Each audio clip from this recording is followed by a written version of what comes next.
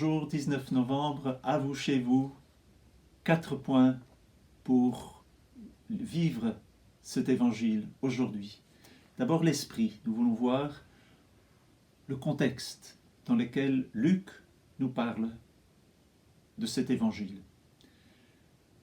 Jérusalem, nous allons parler d'un élément historique et un élément symbolique. Les pleurs de Jésus, troisième point. Quatrième point, quelles leçons tirer? Les larmes de contrition, la vigilance, la reconnaissance du royaume.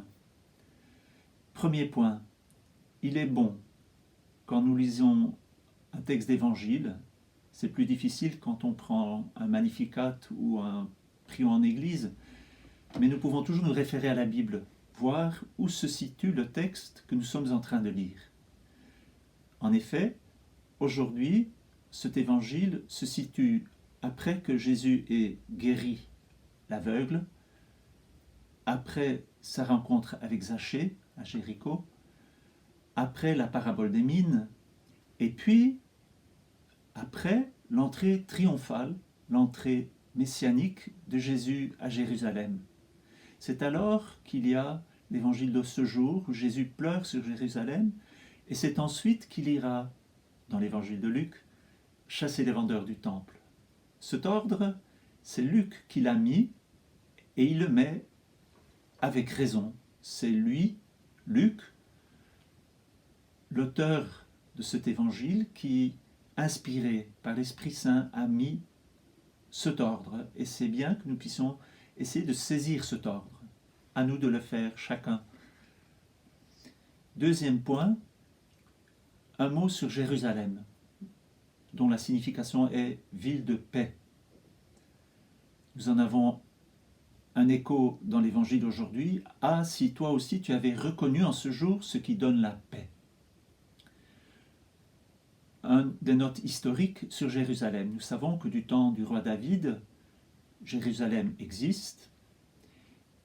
Il sent, David, le désir de construire le temple pour l'arche du Seigneur, et c'est son fils Salomon qui, au Xe siècle avant Jésus-Christ, donc va construire le temple de Jérusalem.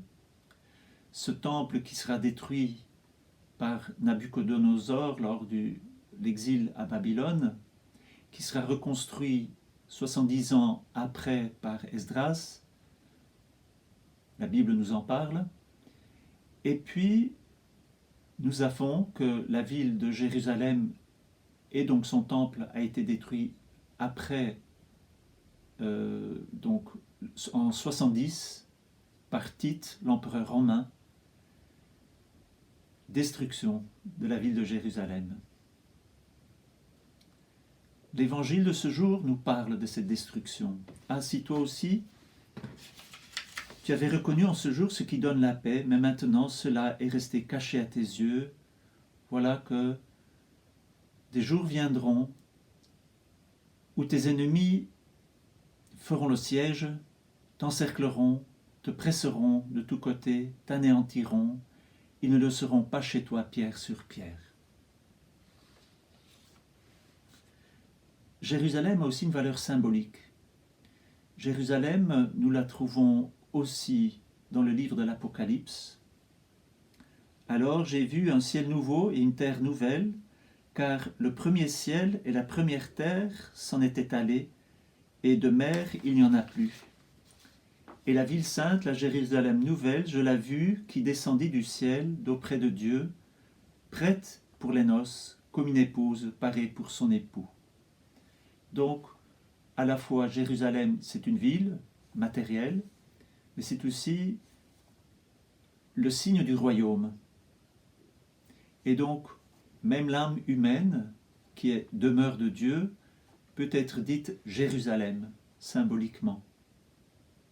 Il y aurait beaucoup à dire aussi sur cette question. 3 lieux dans l'Évangile, troisième point, 3 lieux où Jésus pleure. Le premier, c'est quand Jésus est face à Lazare qui est mort, il pleure sur son ami, juste avant de le ressusciter. Le deuxième point, c'est ici, quand Jésus regarde la ville de Jérusalem. Troisième lieu où Jésus pleure, c'est dans sa passion, et c'est l'Épître aux Hébreux qui nous en parle. Je cite. « Le Christ, pendant les jours de sa vie mortelle, a présenté avec un grand cri et dans les larmes sa prière et sa supplication à Dieu qui pouvait le sauver de la mort. »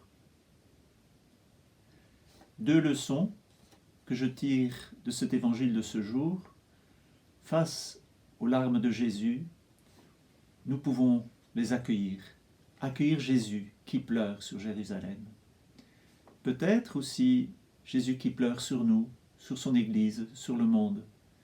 Mais demander peut-être aussi la grâce du repentir, les larmes de contrition, spécialement en nous préparant à l'Avent ou pour l'Avent, demander que Dieu puisse prendre pitié de nous, de son peuple, venir s'incarner dans sa pauvre humanité pour y établir pleinement son royaume, cette Jérusalem céleste.